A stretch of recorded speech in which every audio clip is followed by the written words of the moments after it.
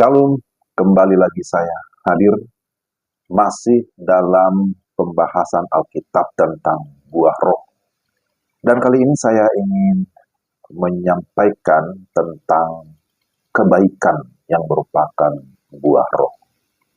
Masih dari Galatia pasal 5 ayat yang ke-22. Saudara-saudara, apa pengertian kebaikan? Kebaikan dari bahasa aslinya, bahasa Yunani Perjanjian Baru disebut dengan agathosune dalam pengertian luas, yaitu kebajikan yang tersedia dalam segala perkara, rela menderma atau berbagi. Di dalamnya terkandung unsur kasih dan juga disiplin. Kasih Kristen adalah kasih yang mengusahakan kebaikan orang lain. Namun, tindakan kasih yang tidak mengandung disiplin tidak akan menghasilkan kebaikan. Di dalam dunia yang berdosa, kebaikan itu direlatifkan. Seringkali bergantung pada diri sendiri. Apa yang kita anggap baik, berdasarkan norma, berdasarkan hukum, ataupun kebudayaan atau kearifan lokal. Kebaikan yang sesungguhnya harus bersifat objektif, karena kebaikan itu milik Allah, berasal dari Allah, mengalir dari naturnya yang baik. Allah adalah sumber segala kebaikan di dalam dunia ini. Yakobus 1 ayat 17. Nah, bagaimana mempraktekkan kebaikan itu? Permasalahan baik dan jahat merupakan masalah etika ataupun moral. Kebaikan menurut etika dunia berorientasi pada tujuan. Maka demi mencapai tujuan, bebas melakukan berbagai cara yang penting didasari oleh kasih. Seorang bernama Joseph Fletcher berkata, norma yang paling penting adalah kasih. Ada kisah anak gadis Jerman yang pernah ditangkap pada Perang Dunia Kedua, lalu dipenjarakan di Ukraina. Peraturan kamp penjara hanya bisa membebaskan perempuan jika dalam keadaan hamil.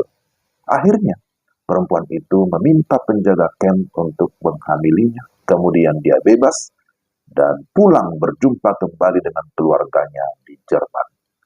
Fletcher menyebut hal itu perzinahan untuk berkorban, karena motifnya kasih, jadi bisa dibenarkan. Tentu saja ini bertentangan dengan kebenaran Alkitab, saudara-saudara. Etika Kristen yang benar bukanlah berorientasi pada tujuan dengan mengabaikan cara yang dilakukan. Etika Kristen berorientasi pada hukum-hukum Allah, berorientasi pada cara yang benar untuk mencapai tujuan. Jadi kebaikan Kristen haruslah berangkat dari motivasi hati yang benar. Dan motivasi benar jikalau dipimpin oleh Roh Kudus. Nah, di dalam Amsal 4 ayat 23 disebutkan bahwa kita harus menjaga hati kita dengan segala kewaspadaan, karena dari situlah terpancar kehidupan.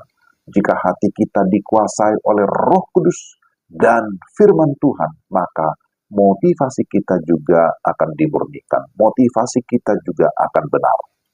Jadi, kita perlu menggarisbawahi motivasi melakukan kebaikan itu apa. Bagi kita sebagai anak-anak Tuhan, berbuat baik bukanlah sebagai upaya atau syarat untuk mendapatkan keselamatan. Berbuat baik juga kita lakukan bukan supaya kita dipuji, disanjung oleh manusia, akan tetapi kita berbuat baik sebagai respons kita atas kebaikan Tuhan, dan terlebih anugerah keselamatan yang Tuhan sudah kerjakan, yang Tuhan sudah berikan kepada kita dengan cuma-cuma. Efesus 2 ayat 10. Oleh sebab itu kebaikan kita haruslah berpusat kepada Kristus dan hanya untuk kemuliaan Allah Tritunggal. Jika tidak demikian, maka kebaikan yang kita lakukan bukanlah merupakan buah roh yang hidup di dalam diri kita. Karena itu, saudara, kita perlu memohon hikmat pimpinan Roh Kudus yang senantiasa memberikan kita pertolongan agar kita terus berbuat kebaikan dimanapun kita berada. Dan sekali lagi ingat, kalau kita bisa berbuat baik, melakukan kebaikan dengan motivasi yang benar, itu semata-mata karena pimpinan Roh Kudus. Kiranya Tuhan menolong kita supaya kita tetap dapat melakukan kebaikan yang sesuai dengan standar kebenaran firman Tuhan. Pertanyaannya, apakah saya sudah termasuk orang yang baik? Apa yang mendorong saya untuk melakukan kebaikan? Kebaikan seperti apa yang bisa saya lakukan terhadap sesama? Mari kita mulai membuat list atau daftarnya. Kiranya Tuhan menolong kita dapat menjalani hari ini dan kita menjadi pelaku kebenaran firman Tuhan. Sampai jumpa dalam pembahasan-pembahasan selanjutnya. Tuhan memberkati. Salam.